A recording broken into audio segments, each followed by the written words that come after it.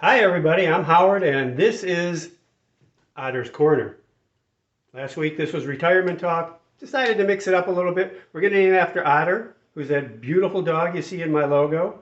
Now Otter's Corner. Let me know in the comments what you think. Otter's Corner, retirement talk, which one works best for you? Okay, this week we're going to talk about how Congress is going to fix the Social Security Trust Fund. And I talked about the trust fund last week. It's intact. There's about $2.8 trillion of government securities in there. But because of demographics and the huge number of people that are going to be retiring in the near future, that trust fund is going to run out of money in 9 to 10 years. So how do we fix it? How does Congress fix it? What are they going to do? It's a very popular topic right now. There's a lot of proposals going out left and right. What's the best way to do it? What do Democrats like? What do Republicans like? What do both parties, bipartisan, like?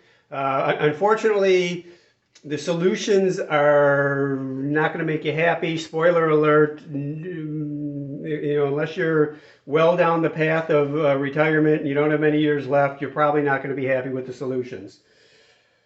Let's talk about the first one. The senator from Louisiana, Cassidy, has proposed that the government take $1.5 trillion of their money, not from the trust fund, take $1.5 trillion and invest it in stocks.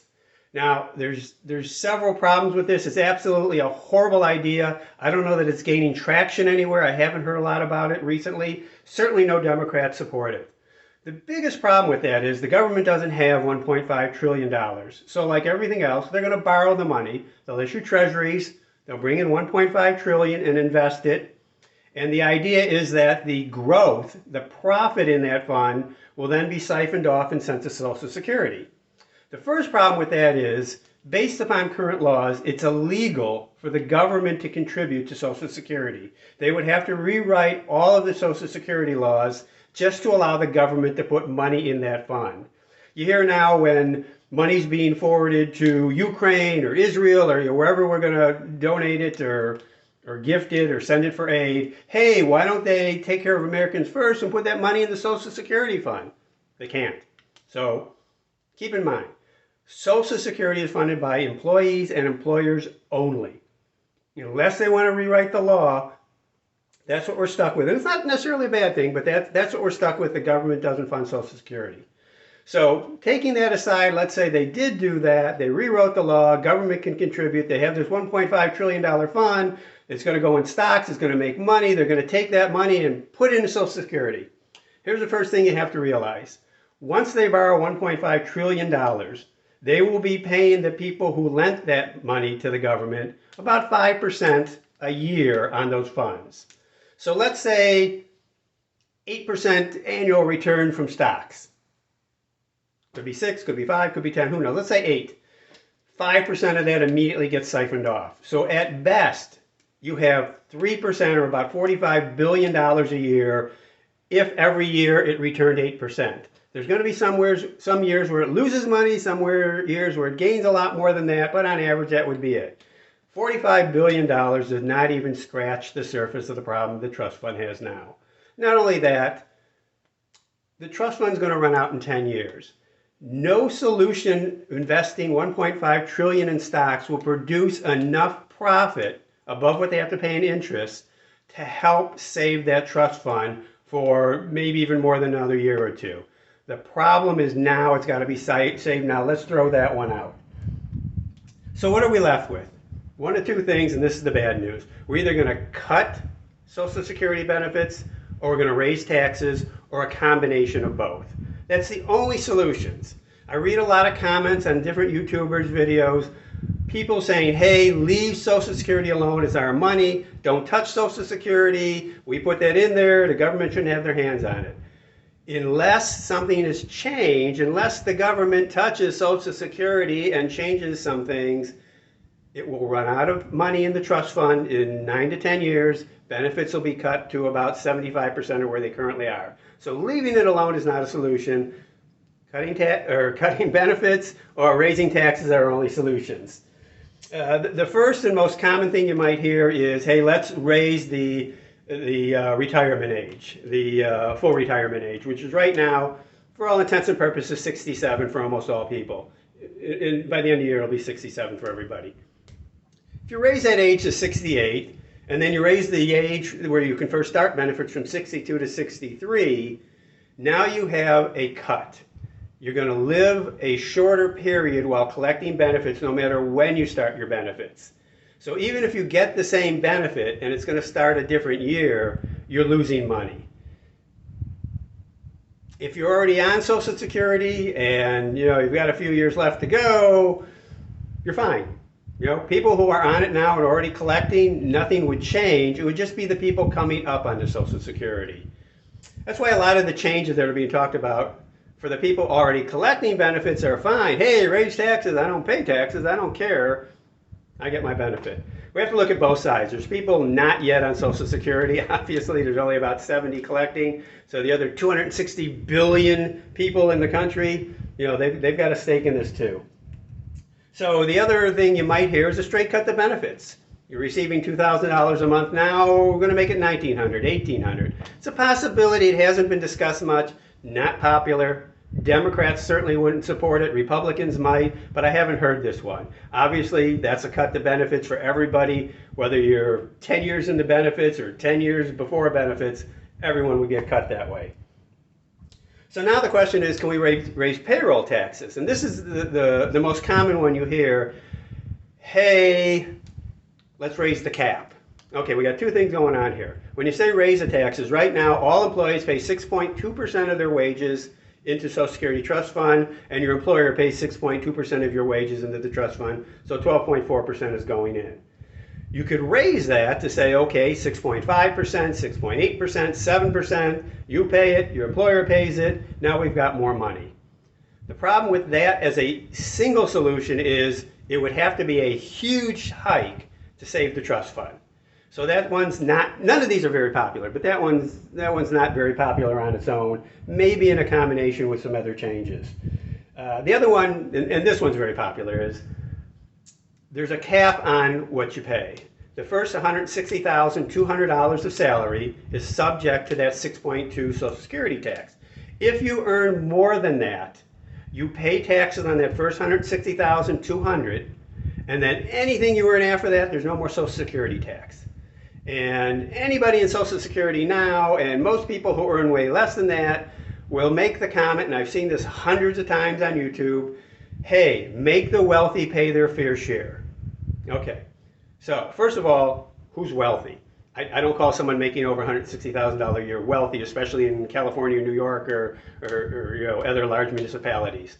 Wealth is a state of mind to a lot of people. I don't consider that wealthy. $1 million a year, $2 million, that's, it's subjective. What's wealthy? Put that aside for a minute. Let's look at what's happening right now. The proposal that is most often on the table is pay your Social Security taxes up to $162,200. Anything you earn over that, up to $400,000, you won't pay taxes, but on $400,000, we're going to release the cap. Anything over $400,000 is now subject to taxes. So you pay tax on the first $160,200. You don't pay taxes between that and $400,000, but then over $400,000 you pay taxes again. Let's take a look at something here. Otter's Corner. Let's look at four scenarios. We have people making different salaries: $160,200, $600,000 a year, $100,000 a year, $1 million a year, $2 million a year. Under the current tax system in payroll tax for Social Security, every one of those people pays the same 6.2% on this portion of their salary, and then no more. So they all pay $9,932. Every single one of those people. Is that fair? Why should the person earning $2 million pay the same tax the person earning $160,200 pays? Well, the reason it is fair is because the benefit they would get when they retire would be exactly the same. So even though this person's earning $2 million, they're going to pay that same tax and they're going to get the same benefit. I call it fair. Doesn't mean it's a good idea or a bad idea. Now let's look under the proposed tax. $160,200, you're going to pay the same $99.32. $600,000 though goes from $99.32 to $22,000. Person earning $1 million is going to pay over $47,000 a year. A person earning $2 million is going to pay $109,000 a year. Now, keep in mind the proposal is that even though those higher earners are going to pay these higher amounts, they're going to still pay the same benefit, to get the same benefit when they retire. So, if this is the benefit,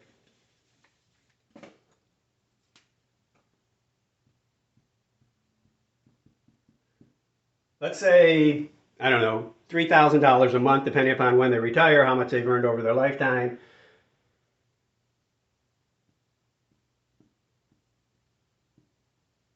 Under this first scenario that's going on now, they all earn $3,000 a month. That's it, okay? 2 million earns $3,000 a month. That is a fair system. Is this a fair system?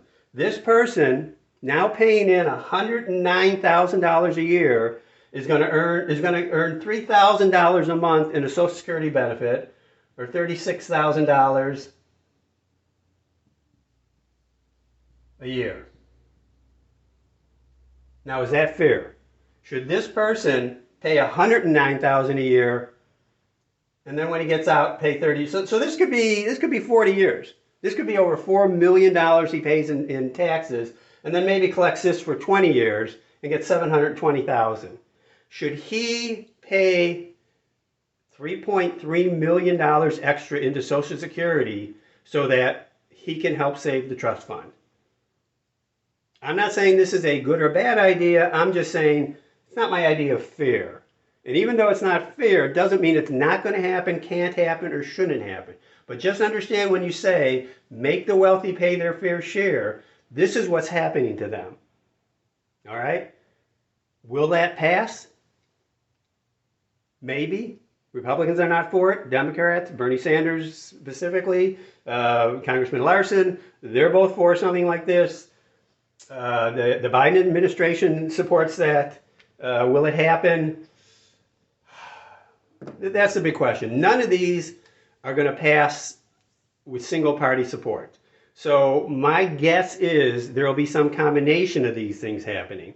The other thing you have to realize is the trust fund's not going to run out for 9 to 10 years. You may think there's a hurry to get this done, but I don't know that Congress thinks there's a hurry to get this done. They could think, 2, 3, 4, 5, 6, 7 years down the line, we'll figure it out. The problem with that is the longer they wait, the more drastic and larger the changes need to be. So will they save the trust fund, and how will they do it? I think they will save the trust fund at some point. I don't know how they'll do it. I think it'll be a combination of some of the things we talk about. I think the full retirement age will go up. I think taxes will go up. And I think as a result, your benefits will go down. Not your monthly benefit, but the amount of benefits you earn over your lifetime.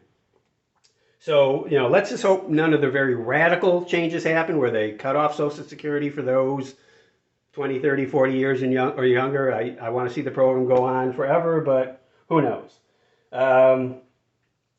That's it. Tell me in the comments what you think, what you'd like to see happen, any new ideas. I do have one new idea, and that is raise the payroll tax for the employer only.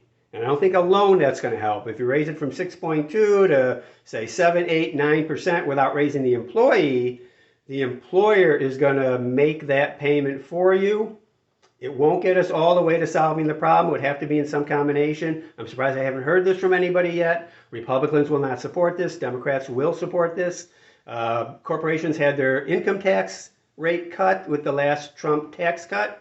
Went from 35 max to, 14, 15% max. And, they've been saving some money. Maybe there's some money there. Either way, tell me in your comments, give me your questions, give me your suggestions for any videos you want to see about retirement. This is now Otter's Corner. Thank you, and we'll see you next time.